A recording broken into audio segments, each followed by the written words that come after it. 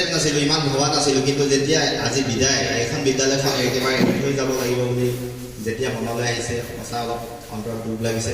এইখন বিদ্যালয়ৰ মৰমৰ ছাত্ৰ ছাত্ৰীসকলক, শিক্ষাগুৰুসকলক আৰু কেতিয়াও আনুষ্ঠানিক ক্ষেত্ৰত লগ নাপাম। মৰমৰ ছাত্ৰ ছাত্ৰীসকলৰ শ্ৰদ্ধা, মৰম, শিক্ষাগুৰুসকলৰ আন্তৰিক সহযোগিতা, সহানুভূতি মোৰ চিৰস্মৰণীয় হৈ ৰ'ব।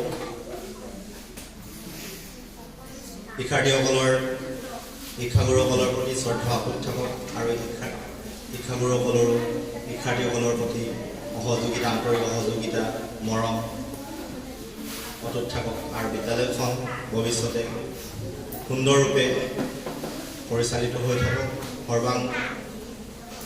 সৰ্বতোপকাৰ উন্নয়ন আনন্দ হওক, তাকে কামনা কৰি মোৰ আজিৰ দুআষাৰ ইমানতে সামৰণি মাৰিছোঁ।